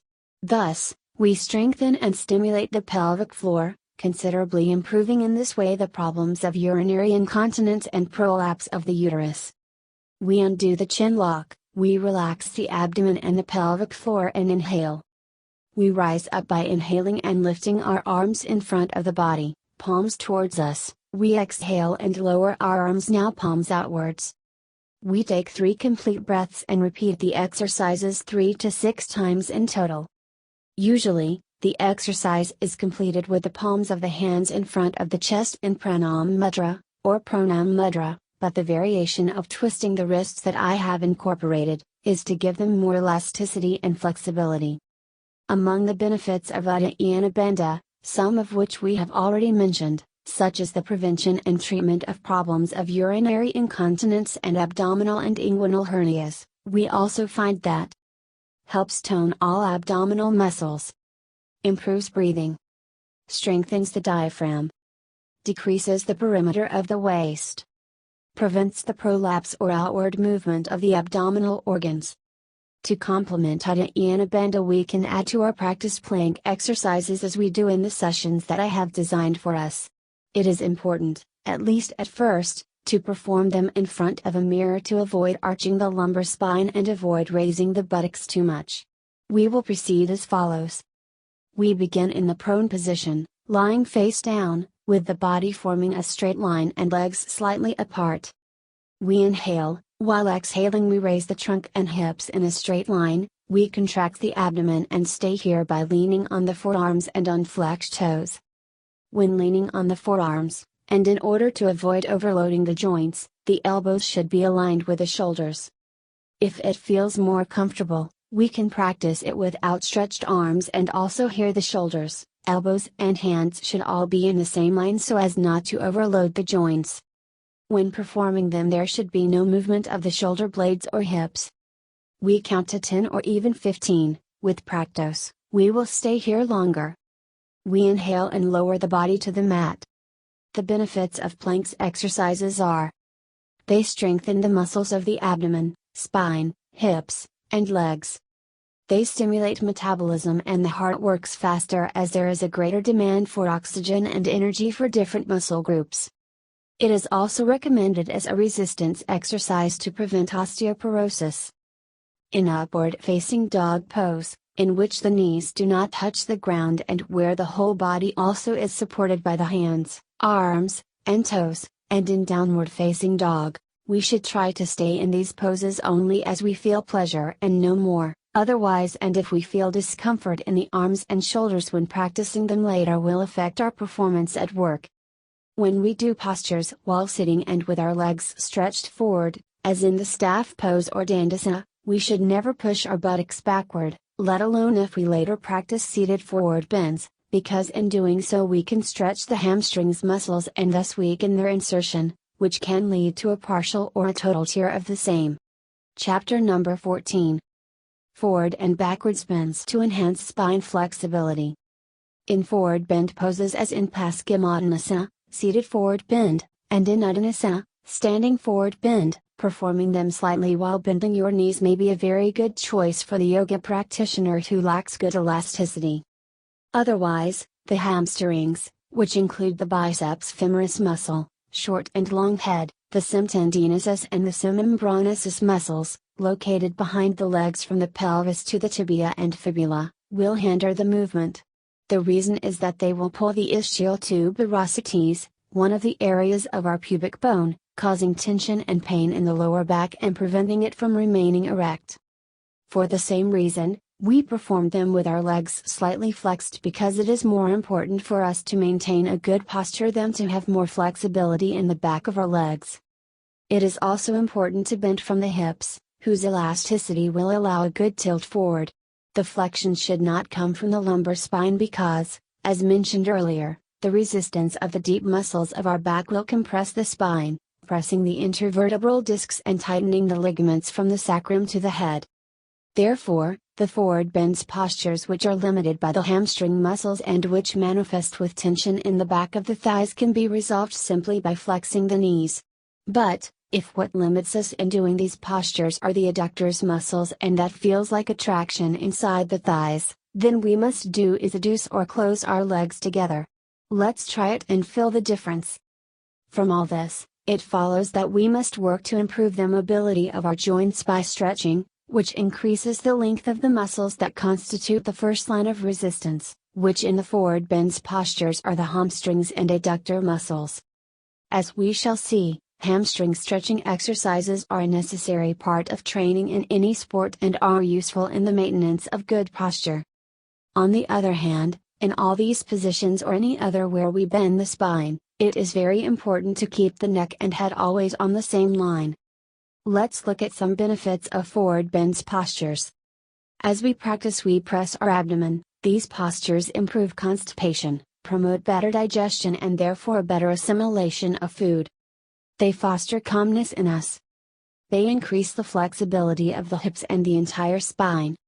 A very good posture that stretches and increases the flexibility of the spine and hips, especially of the sacroiliac joint, is the cat pose, that we perform as follows. We start by sitting in diamond or thunderbolt pose, with the hips on the heels. Then we bend the trunk forward and put our hands on the ground just below our shoulders and with the fingers well separated from each other. If our knees hurt a little, we can put a blanket under them. While inhaling, we gently arch the back and look up. We exhale and round the back by pulling the abdominal muscles backward and towards the spine. We repeat this 6 to 10 times. We return to sit on the heels and then we can change and sit in a more comfortable position to rest. Something essential to remember when performing this or another position with support in arms and hands is to try not to damage the wrists. This will be achieved by distributing the weight of our body over the entire palm and all fingers equally. And please, if at any time, we feel like yawning, Let's do it because we already know that we do not yawn because someone is boring us. Let's stop thinking that we are so important and pay attention to the fact that we even do it when we are completely alone. Perhaps, in this case, this is because we are bored with our own internal dialogue, or with the voices in our head. Why yawn? Some scientists say we yawn to get a lot of oxygen quickly when we need it. Others say that we do it when we are tired and it is to refresh our brains. Whether this is true or not, time and science will tell. The main thing is to admit that if they spend so many years studying it, it is probably because it has some importance. Yawning calms us, gives us pleasure, refreshes us and, as we often stretch at the same time, also distends and relaxes practically our whole body. Let's pay attention to the many benefits that yawns give us. I do not think anyone suffers in doing so, quite the opposite. That is why yawning is to me as love. Why define it? It is enough that it continues to exist. Chinese proverb. Therefore, when it bothers us to see someone yawning, we have to think that it is not the things that happen to us which are terrible, but what we think of them that makes them terrible. Therefore, if we stop believing that someone yawns because we bored him and think he does it simply because he is tired, which is probably the case, it will no longer bother us if he does it in front of us. On a completely different note, one night when I went to bed at night I realized that the silence had disappeared from me and now a buzz took its place. Its intensity varied. It was weaker when I had not worked in my dental clinic and stronger after several hours of feeling the sound of the turbine, micromotor, contraangle, and scalar or ultrasound. My otolaryngologist diagnosed me and told me that I had tinnitus, which is sounds, buzzings or noises we hear that do not come from any external sound source. They may vary in intensity and are caused by exposure to loud noises or tones. As tinnitus is very difficult or impossible to treat, since then and on my own, I started to use earplugs against noise, and I assure you that since I have used them, the buzzing at night is much less intense. Earplugs can be sold loose or not, but I personally like banded earplugs because I can leave it around my neck, like the stethoscope used by doctors. I show you one as an example and with a non-profit mentality, just to understand what I am referring to. These are the same ones used by workers in several noisy factories, in airports. There are others for swimming, shooting, or when we have to sleep with a partner with heavy snoring. Therefore, they are very easy to get and can be much cheaper to buy them online. My advice is to try different types to find the most suitable earplug for you, or you can search on the internet a guide to wearing and choosing earplugs. As they reduce noise and do not completely seal it, we can listen to the others perfectly. The main thing is that they protect us from the most acute and harmful sounds for our hearing. Therefore, my advice is that we have to learn to work directly with hearing protectors. You have no idea how annoying the tinnitus is. It's true that we can get used to it, but we get used to something we can prevent. And when others ask me why I use them, out of curiosity or because it is the first time that they see me with them, I reply simply, because of the noise, and usually they do not ask me again. One of the most important things I've learned in my life is that simple questions have simple answers. This is always more effective than elaborating very long and complex explanations. There are many types of yoga and also yoga teachers, but if we are more aware of what is beneficial for us to practice and what we should not do to avoid injury, that will make a big difference and it will be our great merit. Just as it is important to develop, increase our knowledge, grow and expand our minds, it is also important to strengthen our bodies, eat healthily and play sports, because a strong body will have more energy and will easily fulfill our desires. When the body is weak it commands and when it is strong it obeys. Rousseau. Practicing yoga is very good for anyone who seeks calm, self-knowledge, flexibility and physical and emotional well-being. These always go together and are totally linked because we are spiritual beings in a physical body.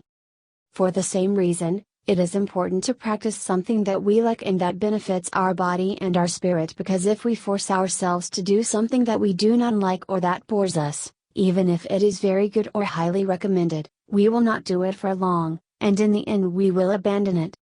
Fukundo Cabral used to say, Do only what you love and you will be happy. I want to share with you a beautiful poem that contains much of what I would like to convey to you and of which we have spoken in this book.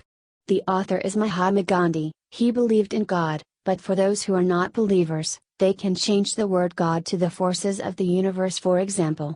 But who am I to change the words of a man and a teacher without equal? I prefer to transmit his original poem. Achieve your dream. Be firm in your attitudes and persevering in your ideal. But be patient, not pretending that everything comes to you immediately. Make time for everything, and everything that is yours will come to your hands at the right time. Learn to wait the right moment to receive the benefits you claim. Wait patiently for the fruits ripen properly to appreciate its sweetness. Do not be a slave to the past and sad memories. Do not stir a wound that is healed. Do not recall old pain and suffering. What happened, happened. From now seeks to build a new life, directed upward and moves forward, never looking back. Do as the sun rises every day, without thinking of the night happened. Pursue the goal and do not see how difficult it is to reach it. Do not dwell on the bad things you've done, walk along the path of the good you can do. Do not blame yourself for what you did, rather make up your mind to change. Do not try to change others, be responsible for your own life and try to change yourself. Let love touch you and do not defend yourself from it. Live every day, use the past for good and let the future come on time. Do not suffer for what is to come, remember that each day has its own desire. Find someone with whom you can share your struggles toward freedom, a person who understands you, supports you and accompanies you. If your happiness and your life depend on another person, let go of her and love her, without asking anything in return. Learn to look at yourself with love and respect, think of yourself as something precious. Spread everywhere the joy that is within you.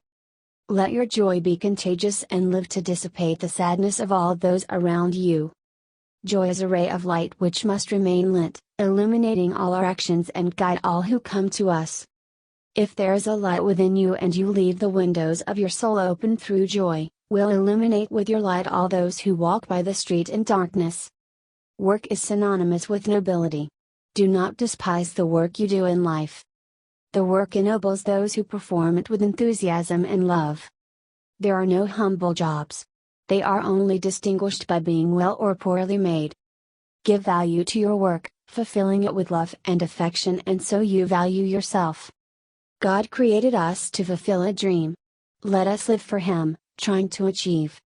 Give your life to it, and if we realize we cannot, then perhaps we need to make a stop on the way and experience a radical change in our lives. Thus, with another physical aspect, with other possibilities and with the grace of God, we will do it. Do not give up, thinking that if God gave your life, it is because He knows that you can with it. Success in life is not measured by what you've accomplished, but by the obstacles you faced on the road. You and only you choose how you're going to affect the hearts of others, and those choices are what life is all about. May this day be the best of your life. Mahatma Gandhi.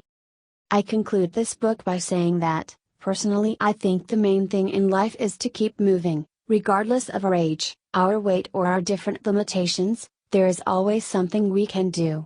What really matters is to learn to be happy with what we are and what we have. Let's enjoy together the good time that a healthy and beautiful class of dentist yoga gives us. We've already talked too much, now let's start the practice. With all my love, Roxana. Chapter number 15. Preventive measures and tips before practicing yoga. Energetic day class. Relaxing evening class. Preventive steps. We have to practice yoga with full attention and care because although many of the exercises seem to be simple, not all of us can or should practice it. Therefore, to avoid injury, it is advisable to first consult our family doctor. The creator of this yoga routine as well as the producers of the video are not responsible for the harmful effects derived from a bad or incorrect practice. Listen to your body and immediately stop the class before any inconvenience may occur. You can print and save the practical graphics and written classes inside the nylon protectors so they will not be damaged. I have included explanations of the exercises in writing because sometimes the video will not include the audio in the same language as the book. For a correct practice, I recommend to look at each figure first and read the corresponding text, even if it's a bit boring. So that, over time, by simply looking at the image in the designed class, we can easily understand what is the next exercise to do. We should never make a movement or a yoga pose which causes us pain. We can better understand how to practice Uddiyana Bandha, the abdominal lock, if we first see it in the relaxing evening class, because in the supine position or face up, the movements of the abdomen are best felt. If we want to stay longer in the corpse pose, we must stop the recording and stay here for a maximum of 5 minutes, relaxing our whole body and trying not to fall asleep. We can even place the minute hand on our mobile phone. I repeat the importance of bending forward with slightly bent legs because it is more important for us to keep our back straight than to have more flexibility in the back of our legs, except for the more flexible person who can also do so with stretched legs. At all times, we have to be aware of lowering our shoulders so that we can notice how our back straightens easily. Many times in the videos I do the exercises with the body in profile and not in front, because it is very important to see the back and how the different exercises are focused to avoid deviations from it. If we follow the videos, the classes will take us an additional 10 minutes compared to when we do them without instructions. In order to do the practice in half an hour, we must wait until we have learned the movements by heart. I often give directions on how to do an exercise on one side and not on the other, and that is because I want to encourage you to memorize them. And lastly, let's keep a good attitude while we hope to achieve what we want, since we will not achieve anything without the strength of will, perseverance, discipline, and above all, patience. Roxana J. Manticof, dentist and yoga instructor, born in Buenos Aires, Argentina, in 1966. She has based her work on years of personal practice and training to offer you a practical and useful manual that will help you improve the quality of life and relieve all your physical discomforts. Following the indications and practicing the 2 sessions that this book offers you, you will begin to enjoy a radical change, both in your work in the dental clinic and in your personal life. Her Gmail is roxana.dentistyoga@gmail.com.